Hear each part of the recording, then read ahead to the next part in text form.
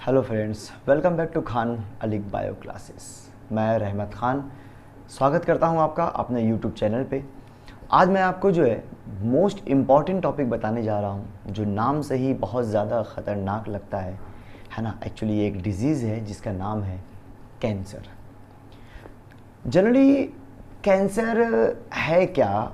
अपने आप में एक बहुत ख़तरनाक नाम, ख़तरनाक साइन सिम्टम्स रखने वाला, टेंशन क्रिएट करने वाला, बॉडी को हिला देने वाला ये एक बीमारी है। ये एक ऐसी बीमारी है जिसका इलाज अगर टाइम पर ना हुआ और टाइम पर नहीं मिला, जिसकी सर्जरी अगर टाइम पर नहीं हुई, दैट मीन्स कि रहना और जीना मुश्किल हो जाता है। लेथल है, क्रॉनिक है। क्रॉनिक मीन्स जो सालों साल चले, जान तुरंत नहीं जाएगी। दैट मीन्स कि टाइम लेगा ये मारने के लिए, बॉडी को ख़त्म करने के लिए। दो तरह की बीमारियां होती हैं जनरली, एक एक्यूट और एक क्रॉनिक। कैंसर अपने आप में क्रॉनिक है, 2 साल 3 साल 4 साल तक पेशेंट चलता है, लेकिन डेथ पॉसिबल है। एक्यूट डिजीज़ में क्या होता है? एक्यूट डिजीज़ एक्चुअली आपने कभी नहीं सुना होगा किसी को मलेरिया 3 साल से है, या किसी को टाइफाइड 4 साल से है, या 5 साल से 6 साल से किसी को डिसेंट्री है या डायरिया है। आपने कभी नहीं सुना होगा किसी को कोल्ड है 8 साल से, 6 साल से, 4 साल से। क्यों? क्योंकि ये एक्यूट डिजीज़ है। ये बॉडी में शॉर्ट टर्म डिजीज़ है, ये शॉर्ट ड्यूरेशनल डिजीज़ है। कम टाइम के लिए बॉडी में आती हैं, 2 काम करेगी, या तो पेशेंट ठीक होगा, रिकवर होगा, या फिर उसकी डेथ पूरी तरीके से पॉसिबल है। लेकिन क्रॉनिक डिजीज़ जो रहने के लिए टाइम तो देती है, लेकिन अगर टाइम पर इसका करेक्शन नहीं हुआ, ट्रीटमेंट नहीं हुआ, तो ये लेथल है, जानलेवा है। उसी में से एक बीमारी दोस्तों जिसका नाम है कैंसर। अब हम जानने की कोशिश करते हैं एक्चुअली कैंसर है क्या और टाइप्स क्या हैं इसके, क्या है ये, है ना। कौन सी आफत है, कौन सी ऐसी टेंशन है जिसको सुनने के बाद पेशेंट धीरे धीरे धीरे धीरे अपने आप में ही जो है बहुत ज़्यादा टेंशनाइज्ड होकर के गलने लगता है, घुटने लगता है। एक्चुअली कैंसर एक वो बीमारी है जिसमें आपके बॉडी की सेल्स, दैट मीन्स कि जिस चीज़ से आपकी बॉडी मिलकर के बनी हुई है, जिसको आप हिंदी में कोशिकाएं, कोशिका, और इंग्लिश में सेल्स कहते हैं। एक्चुअली हमारी पूरी बॉडी का जो बेसिक यूनिट है वो आपका सेल है। तो इसमें सेल के अंदर एक डिविजनल कैपेसिटी है, एक डिविजनल पावर है, जिसकी वजह से आपकी सेल लगातार डुप्लीकेट करती है, डिवाइड होती है। आपकी एक सेल के अंदर एक पावर है कि वो 2 में डिवाइड हो, आपकी 2 सेल के अंदर पावर है कि वो 4 में डिवाइड हो, और 4 के अंदर पावर है कि वो 8 में डिवाइड हो। दैट मीन्स कि इस तरह का डुप्लीकेशन जो है वो आपकी सेल में है। इसको हम कहते हैं divisional capacity of the cell, जिसको हम कहते हैं, एक टर्म देते हैं, माइटोसिस। मतलब कि आप खुद सोचिए, एक बच्चा छोटा सा पैदा होता है और वही बच्चा हम आप जैसा इंसान बनता है। 2 किलोग्राम का था वो जब पैदा हुआ था, तो 3 किलोग्राम का था, 4 किलोग्राम मैक्सिमम, इससे ज़्यादा का नहीं हो सकता वो। लेकिन आज वो 50 किलोग्राम का है, 60, 70, 80, 100 केजी तक भी हो सकता है। क्यों? क्योंकि उसकी सेल्स लगातार डिवाइड हो रही हैं, उसकी सेल्स लगातार डेवलप कर रही हैं, ग्रोथ कर रही हैं। और मैंने आपको बताया कि सेल का जो डिविजनल का रेट है, जो डिवीजन का रेट है, वो एक सेल 2 में और 2 सेल 4 में। इसको हम कहते हैं माइटोसिस। अब आपने मुझसे पूछा कि सर एक बात बताइए, आखिर वजह क्या है कि एक सेल हमारी 2 में ही चेंज हो रही है और 2 4 में? इसके पीछे कोई वजह तो होगी। यस, इसके पीछे वजह है। इसकी वजह को अगर आपको जानना है तो आप अपनी सेल के जेनेटिक लेवल पर आइए। दैट मीन्स कि सेल के अंदर एक न्यूक्लियस होता है, और उस न्यूक्लियस में कंटेन होता है आपका हमारा genetic material, like DNA, chromosomes, आपका जीन्स। क्रोमोसोम्स के अंदर डीएनए है और डीएनए के अंदर जीन्स है, और जीन्स कैरी करते हैं आपके बॉडी की जेनेटिक इंफॉर्मेशन। अब आपके पास एक ऐसा जीन है जो आपके सेल डिवीजन को कंट्रोल कर रहा है, रेगुलेट कर रहा है। उस जीन का नाम एक्चुअली प्रोटोऑन्कोजीन है। प्रोटोऑन्कोजीन आपकी एक सेल को परमिट कर रहा है कि you have to divide only 2, through mitosis cell division, और 2 को परमिट कर रहा है कि 4 में ही चेंज होना है, इसके खिलाफ नहीं होना चाहिए बॉडी में। लेकिन सपोज कीजिए कि कमांड करने वाली चीज़ अगर डिस्टर्ब हो जाए, रेगुलेट करने वाली चीज़ अगर डिस्टर्ब हो जाए, घर का मुखिया अगर डिस्टर्ब हो जाए तो घर भी डिस्टर्ब हो जाएगा। तो कहने का मतलब दोस्तों हमारे यहाँ पर क्लियर है कि अगर आपकी वो प्रोटो ऑन्कोजीन सेल किसी वजह से डिस्टर्ब होती है, आप कहते हैं सर वो वजह क्या है, तो मैं आपको बता दूं, रेडिएशन,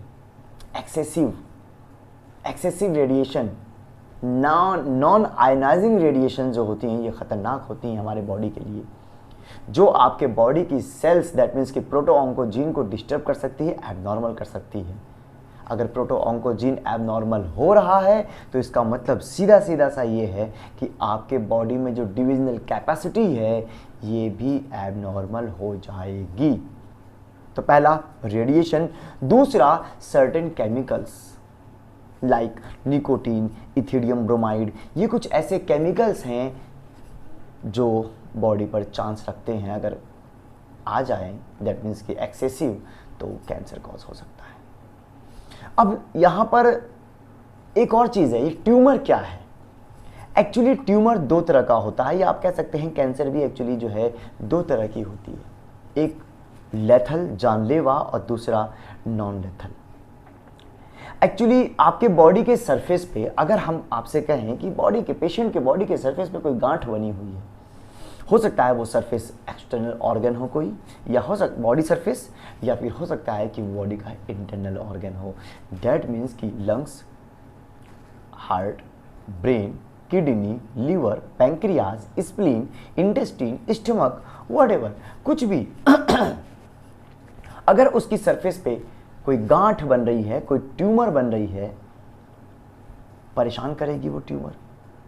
आप डॉक्टर के पास जाएंगे, डॉक्टर जनरली उस ट्यूमर को पहले तो डायग्नोस करेगा कि वो ट्यूमर कहाँ पर है। तो डायग्नोसिस में आपका एमआरआई भी आ सकता है, टेक्निक है, डायग्नोसिस टेक्निक्स है आपकी MRI, CT scan, biopsy, even then ultrasonography में भी कहीं कहीं पर पता चल जाता है। तो जब डॉक्टर डायग्नोस करेगा और डायग्नोस करने के बाद फिर ये पता चलेगा कि हाँ ये आपकी कैंसर सेल्स हैं, तो फिर होगी इसकी बायोप्सी। बायोप्सी में क्या पता चलता है कि क्या वो कैंसर सेल्स लेथल है या नहीं, क्योंकि मैंने आपको बताया कि ट्यूमर 2 तरह का है, एक बेनाइन ट्यूमर और दूसरा मैलिग्नेंट ट्यूमर। कैंसर भी इसी तरीके से है, बेनाइन एंड मैलिग्नेंट। बेनाइन क्या है, आपने अपने बॉडी के सरफेस पे कभी किसी गांठ को बनते हुए देखा होगा कि सर्टेन टाइम तक तो उसने ग्रोथ किया, बट अब जाकर के उसकी ग्रोथ रुकी हुई है, जिसको आप जनरली मस्सा बोल देते हैं। बॉडी के सरफेस पे कहीं पे भी गांठ हो सकती है कि जो बचपन में छोटी थी, बाद में उसने डिवीज़न किया, ग्रोथ किया, एक नॉट फॉर्म कर लिया, वहाँ पर नोड्यूल फॉर्म कर लिया और उसके बाद वो परमानेंट है, अब उसमें कोई भी ग्रोथ नहीं हो रहा है। एक बात बता दूं आपको मैं, ये भी एक तरह का ट्यूमर है, लेकिन ये बेनाइन ट्यूमर है, ये कैप्सूलेटेड है। इसके सरफेस पे अराउंड देयर सरफेस एक ऐसी कैप्सूल है जो इसको कंप्रेस करके रखती है और इसके डिवीजन प्रोसेस को, पावर को रेस्ट्रिक्ट करती है। इसका मतलब क्लियर है कि ये नुकसान नहीं देगी, लेकिन उसमें एक बट लगा हुआ है।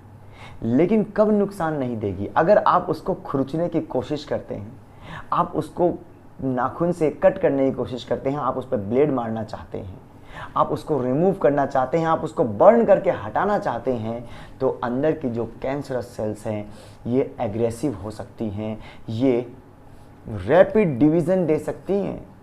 इसका जो प्रोटो ऑन्कोजीन है वो ऑन्कोजीन तो खैर है ही है, बट उसके अंदर जो डिविजनल प्रोसेस है वो अनकंट्रोल हो सकता है, क्योंकि कैंसर की डेफिनेशन ही यही है, अनकंट्रोल ग्रोथ ऑफ सेल। लगातार जिस पर किसी भी प्रोटो ऑन्कोजीन का कोई कंट्रोल नहीं होगा और वो प्रोटो ऑन्कोजीन आपका अफेक्टेड होकर के ऑन्कोजीन में चेंज हो चुका है। दैट मीन्स कि वो टोटली डिस्टर्ब्ड है, एबनॉर्मल है। अब वो लिमिटेड डिवीज़न नहीं देगा, माइटोसिस को शो नहीं कराएगा, अनकंट्रोल डिवीज़न वहाँ पर होगा। तो मेरे कहने का मतलब दोस्तों यहाँ पर ये है कि जो कैंसर सेल्स हैं ये जनरली 2 तरह की हैं। पहली बेनाइन, जिसमें नुकसान नहीं होता है। क्यों नहीं होता है नुकसान? क्योंकि यहाँ पर डिवीज़न एक टाइम तक होता है, एक सर्टेन पीरियड तक होता है, उसके बाद यहाँ पर डिवीज़न प्रोसेस नहीं हो पाती है, रुक जाती है। और दूसरा मैलिग्नेंट से डिविजनल प्रोसेस फास्ट होता है, अनकंट्रोल होता है, और इससे आपके जो बॉडी की जो सराउंडिंग सेल्स हैं जहाँ पर ये ट्यूमर पैदा हो रहा है, क्योंकि ट्यूमर के अंदर ही कैंसर सेल्स होती हैं, जहाँ पर ये ट्यूमर पैदा हो रहा है उससे आसपास के जो सराउंडिंग सेल्स है, जो नेबरिंग सेल्स हैं, ये कॉम्प्रेस होती हैं और अफेक्टेड होती हैं। अब डिपेंड करता है कि वो नेबरिंग सेल या वो ट्यूमर कहाँ है, वो ब्रेन में है तो न्यूरोलॉजिकल प्रॉब्लम डेफिनेटली देगा। वो इंटेस्टाइन में है तो डाइजेस्टिव सिस्टम से रिलेटेड जो भी आपकी प्रॉब्लम है, लाइक वोमिटिंग, डायरिया, ये सब, abdominal cramp, muscles pain, abdominal pain वगैरह, एब्डोमिनल मसल्स पेन वगैरह कॉज होगा। अगर वो आपके लंग्स में है, दैट मीन्स कि पेशेंट के लंग्स में है, तो डेफिनेटली वो रेस्पिरेटरी सिस्टम को अफेक्टेड करेगा। अगर वो लीवर में है तो वो आपको जॉन्डिस का पेशेंट बना देगा, एनेमिक बना देगा, है ना। तो कहने का मतलब हमारे यहाँ पर ये है कि कैंसरस जो सेल्स हैं वो दो तरह की हैं, एक मैलिग्नेंट, एक बेनाइन। बेनाइन बॉडी में जनरली एक सर्टेन टाइम तक ग्रोथ करती है, ट्यूमर बनाती हैं, और बाद में वहाँ पर ग्रोथ रुक जाने की वजह से वहाँ पर वो कॉन्फाइंड एरिया हो जाता है, वहाँ पर आगे फर्दर ग्रोथ नहीं होती है। लेकिन मैलिग्नेंट में दोस्तों ऐसा नहीं है, यहाँ पर लगातार ग्रोथ होगा, डिवीज़न होगा, नेबरिंग सेल अफेक्टेड होंगी, और जिसके वजह से आपको सर्टेन प्रॉब्लम, पेशेंट को सर्टेन प्रॉब्लम आ सकती है। एक्चुअली कैंसर अपने आप में एक क्रॉनिक डिजीज़ है, मैं आपको पहले ही बता चुका हूँ, कैंसर क्रॉनिक डिजीज़ है, टाइम तो देती है, लेकिन अगर इसका करेक्शन टाइम पर हो जाए, ठीक है, और करेक्शन अगर टाइम पर, ट्रीटमेंट अगर टाइम पर नहीं होता है, चाहे वो रेडियोथेरेपी का ट्रीटमेंट हो, चाहे वो कीमोथेरेपी का ट्रीटमेंट हो, या वो सर्जिकल रिमूवल हो, अगर टाइम पर नहीं होता है तो इसकी कुछ स्टेजेस होती हैं, प्राइमरी, सेकेंडरी और टर्शियरी। क्योंकि टर्शियरी और सेकेंडरी का जो चांस होता है ना इसमें पेशेंट के बचने का, वो बहुत कम होता है। प्राइमरी में अगर डायग्नोसिस हो रही है तो पेशेंट की किस्मत है कि हाँ प्राइमरी में ही डायग्नोसिस हो गई और पेशेंट करेक्ट हो गया, दैट मीन्स कि वहाँ पर करेक्शन हो गया, ट्रीटमेंट हो गया, चाहे वो सर्जिकल रिमूवल हो या वो रेडियोथेरेपी हो। तो दोस्तों आज के लिए, कैंसर के लिए इतना काफ़ी है। मैं आपसे टाइम पर आपके सामने जो है ऐसी शॉर्ट्स वीडियो लाता रहूँगा और आपको देता रहूँगा। तो प्लीज़ सब्सक्राइब करें हमारे चैनल्स को, और सब्सक्राइब करें, बेल आइकन को दबाएं, जिससे कि आपको न्यू अपडेट्स मिलते रहें। मिलते हैं दोस्तों अपने नेक्स्ट वीडियो में, तब तक के लिए okay, bye bye, thank you.